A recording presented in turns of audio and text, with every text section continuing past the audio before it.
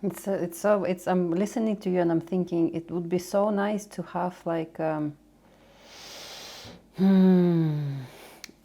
hence in the old days they would have a community, right, where there is elderly wisdom, where there is young power, and then when there is like infant naivety.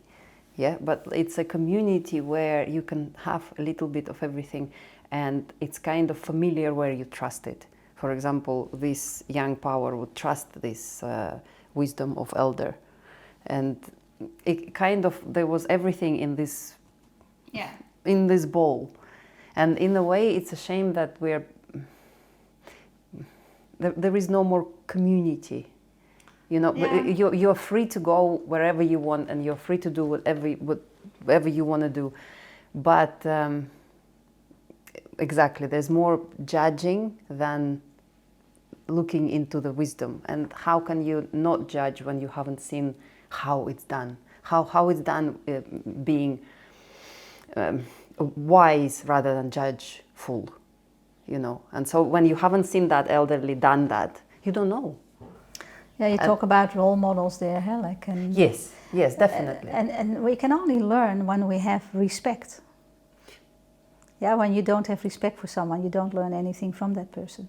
So that respect, and that, I think, like, that's not always on the side of the younger person. The respect should also come from the side of the elderly. Yeah, because actually you give it through to that new generation. And so, like, it's not that they always know better, but they only bring their experience. Mm-hmm. Yeah, if it's better or not, but they bring their experience. And the more faith you have and respect you have, you will bring a different story than when you actually are angry or frustrated. But that's what I'm talking, where that you know, that core feeling comes when you made a mistake. Okay, you know, we get back, we go further, and you don't compare, because in the community, you know, there's no same person, or in the bigger world as well. But like that skill, maybe it could be a skill. Like when you make a mistake, okay, you get back and you know, you carry on further. Or you lost someone, but then you get back, okay, we carry on further. But that perseverance, But also like perseverance with being okay with it, just carrying on. And sometimes it's not okay. Yeah? Sometimes you are upset, sometimes you are like frustrated about things. So that acknowledging that is also part of it. It's an embracement of everything. So it's perseverance, but it's also the dedication that you know that whatever happens, there is this kind of like safety net, or someone who actually like respect you for where you go through. And when you say already like, I will tell you how to avoid it, then you don't respect the process where the person is in.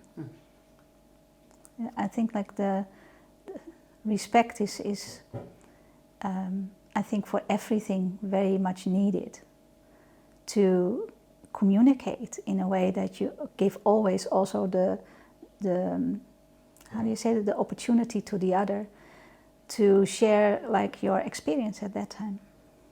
Trust? Your experience of like how sad you feel, or without your mind, or of how frustrated you are. And it's not about like then saying, hey, yeah, it will be okay, because sometimes it doesn't feel okay. And when you respect that the other one is not okay at that time, then you can actually say like, okay, who's thinking that kind of thought there? Yeah. And of course everybody will say me, myself and I. But in a way that you actually give access to a kind of other like a solution inside of you, that you say like, I still have control, even when I give my control away, but I still have control in actually like looking at myself and saying like, and what do I really then need for myself to solve this problem, to move forward? Because actually that has to come from you, not from someone else. I think like that is what we do when you may guide people, is that you don't tell them what to do, you guide them to their own path, and is the most important, because there you feel that you gain control, and there you can actually like build and grow. Yeah. Otherwise, it's still a little plant that you every time put down and I know about it. I know about it. Not doing anything, even not giving it water.